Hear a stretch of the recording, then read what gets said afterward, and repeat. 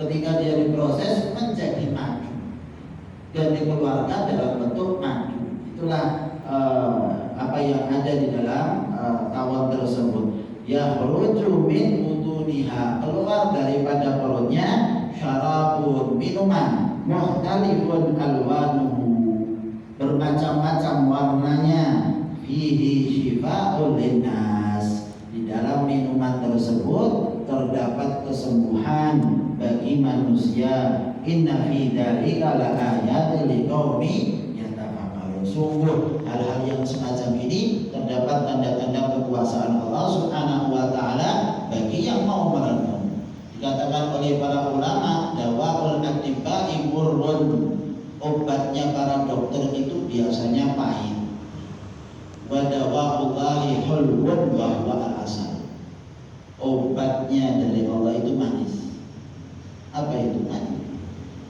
Dikasih obat sama Allah, nggak perlu dikasih perasa jeruk supaya bisa diminum, langsung dikasih sama Allah Subhanahu wa taala manis untuk diminum. Kenapa? Ini obat datangnya dari Allah Subhanahu wa taala. Kalau obat dari dokter biasanya pahit. Kemudian disebutkan pula al-asal syifa'un min kulli da', bahwa sesungguhnya madu itu adalah obat daripada semua penyakit. Wal Qur'anu syifa'un lima fis sudur, sedangkan Al-Qur'an itu adalah obat penyembuh apa yang ada di dalam dada seseorang. Fa alaikum bisyifa'aini al-Qur'an wal asal. Hendaknya kalian perhatikan dua obat ini yang datangnya dari Allah Subhanahu wa taala, yaitu Al-Qur'an dan madu. Kalau mau minum madu, bacain Quran. Wah, sudah dapat dua-duanya. Dapat sifatnya dari Al-Quran dan sifatnya dari Al-Asal. Sembuh insyaallah ya. Maka para ulama menganjurkan bahwa seseorang itu minum air, dikasih madu, dikasih minyak zaitun ya, itu obat. Insyaallah siapa yang ada penyakit terus kasih ini, dikasih kesembuhan oleh Allah Subhanahu wa taala. Ada seorang sahabat datang sama Rasulullah Shallallahu Alaihi Wasallam, mengatakan, ya Rasulullah, saudara saya murus-murus, ya, sakit perutnya. Kata sahabat tersebut, Nabi mengatakan, isqihi asalan, kasih madu. Setelah dikasih madu, datang lagi sama Rasul Shallallahu Alaihi Wasallam, mengatakan, ya Rasulullah, nggak tambah kecuali tambah sakit. Tambah sakit. Nabi mengatakan, isqihi asalan, kasih madu lagi. Lalu kemudian dikasih madu, datang lagi sama Rasul, ya Rasulullah, tambah sakit. Saudara saya tambah mulus-mulusnya. Kata Nabi, isqihi asalan, kasih madu. Kasih madu lagi. Kemudian orang itu datang lagi, ya Rasulullah, masih sakit saudara saya. Maka Rasul mengatakan, sadaqallah wa kadzaba batnu akhik. Allah benar, karena di dalam firman-Nya ada, sedangkan perut saudara kamu itu bohong. Berarti ada yang salah. Kata Nabi, isqihi asalan, kasih lagi madu.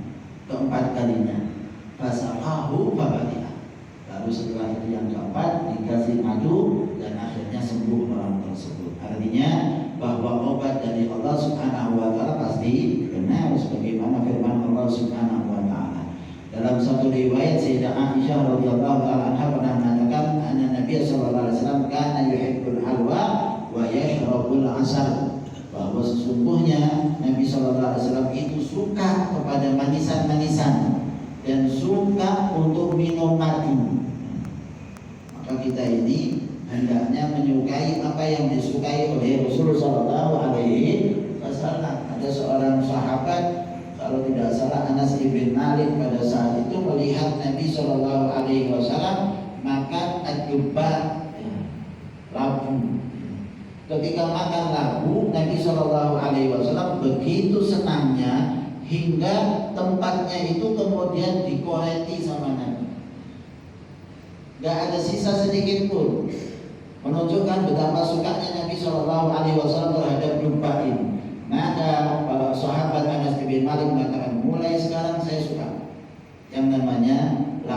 Loh kenapa? Karena Nabi Shallallahu Alaihi Wasallam menyukainya, maka saya menyukai apa yang disukai oleh Rasulullah Shallallahu Alaihi Wasallam.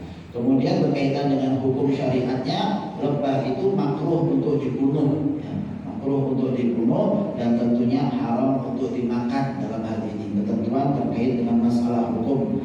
Kemudian terkait masalah yang lainnya, ada seorang wanita, istrinya daripada Rifa'ah, dia sudah nikah dengan laki-laki lain, lalu kemudian menikah dengan Rifa'ah. Ketika mau kembali kepada suaminya, maka datang sama Rasul SAW mengeluhkan tentang Rifa'ah. Saya nggak suka sama Rifa'ah. Kata Nabi SAW, mau kembali kepada suami kamu yang pertama? Ya, kata Rasul SAW, tidak bisa. Hatta taduki usailatahu wa yadhu usailataki. Kata Nabi Sallallahu Alaihi Wasallam, sampai kamu merasakan majunya laki-laki tersebut dan dia merasakan majunya kamu. Kata Nabi Sallallahu Alaihi Wasallam. Ini sebagai satu kiasan dari Rasul Sallallahu Alaihi Wasallam bahwa seseorang ketika sudah cerai 3 maka kemudian menikah dengan laki-laki yang lain tidak bisa kembali kepada suami yang pertama hingga terjadi hubungan suami istri. Nabi memperumpamakannya dengan mati. Rasulullah Shallallahu Alaihi Wasallam mengatakan, la ya, hatta tatuki usailatahu wa yadu usailatani. Jadi jelas bahwa Nabi Shallallahu Alaihi Wasallam itu kalau bersabda memilih kata-kata yang indah, tidak vulgar. Nabi Shallallahu Alaihi Wasallam dalam sabda-sabdanya tapi dipahami oleh para sahabat apa yang dimaksud oleh Rasul Shallallahu Alaihi Wasallam. Semoga Allah Subhanahu Wa Taala berikan kepada kita ilmu yang bermanfaat